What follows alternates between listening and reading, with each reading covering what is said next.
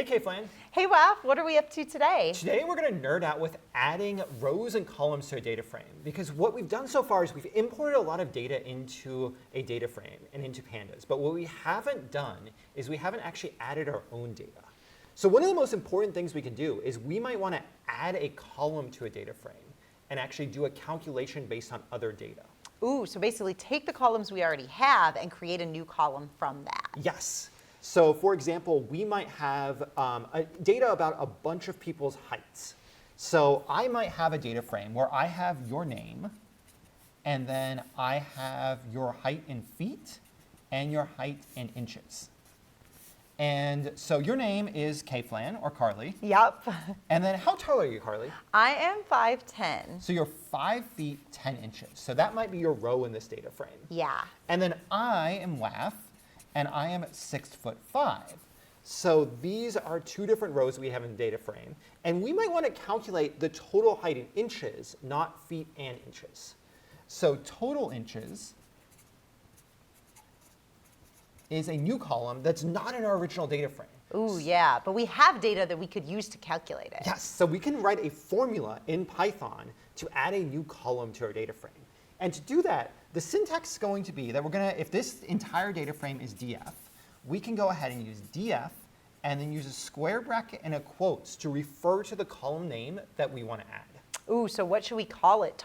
Should we call it total inches? That's what I named it up here, so I think that's a really good column name. Yeah, it makes sense. It's descriptive, and we know exactly what it is. So I'm using the exact same capitalization. So I didn't capitalize the first t, but I did capitalize inches. And I did df at total inches. Then we have to think about what is the formula to convert feet and inches into total inches. Ooh, yeah, so there's 12 inches in a foot. So 12 inches to a foot. So we want to take the foot column, and I'm just going to say this is ft. I'm going to give it this dot.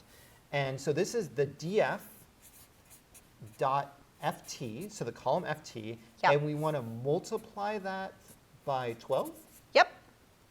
And then once we do that, we need to then add the remaining inches. Yeah, we need to add the inches column. So plus df dot, the column name is in.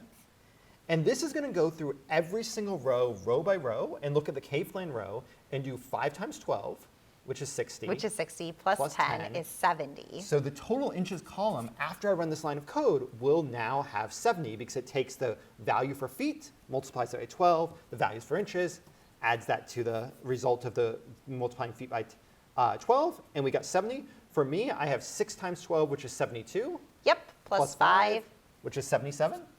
Yeah, so basically this line of code is changing our data frame to have this new column in it, which is based on this calculation, which is super cool. Yeah, and this is super valuable so that we can actually do some analysis with our data sets. The next thing we might want to do is maybe someone else walked in the room. Ooh, yeah, maybe we want to add a third person to our row, Yes. or to our data set, so add another row. So what's the name of this third person? Ed Glazer. Ed, okay, Ed is being added to this data set. And if we want to add an extra row, we may not even know his feet and inches. We may not want to fill in this data. We may just want to fill in one column in our data frame. His name. His name. And what we can do is we can now have a separate set of syntax to add a new row to our data frame. So this is to add a new column. Ooh, and does it look different for a new row? It does. It's completely different syntax. Okay. And the crazy thing that I didn't have here is as we have a data frame that's loaded in, there's a column that's out to the left that we didn't draw here. Oh yeah, which we have talked about, the index column. The index column. So I'm going to go ahead and grab a red pen. And the index column here is going to be 0 and 1. And when we refer to a column's index, that's the unique value for that index, or that's a unique value that identifies that row. So we can add whatever unique value we want here, as long as it's not a value that we already have. Ooh, okay. So one thing can do is I can just go ahead and say df.loc, which says where in my data frame am I located. So I'm going to just actually call this, instead of index 2, because there might have been 2 people in this data frame, I'm going to just say that I want the location of a new row. And what this is going to do is going to go to my data frame and look for the index value named new row. I don't see it right now. So when I do this, it's going to add a new row. So I'm going to go ahead and add this and call it new row. So it's going to add it to the very end of the data frame. Yep.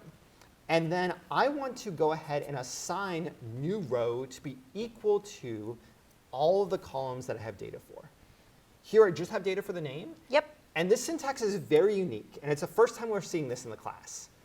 We're going to use a curly brace, then refer to the name of the columns that we have data for. So here we have data for the column named name. That's the only one that we actually have. So I'm going to put name in quotes, have a colon, and then what is the value we have in this name? Ed. Quote ed. Yep, Then it's a string, so we need a quote. I'm going to end my curly brackets. So this says df.location, the index location for new row is getting a new row where the only data we have is name, which contains the value of ed. After running this line of code, the data frame now has 3 rows and has 3 pieces of data. That is amazing. And that is adding rows and columns in a data frame.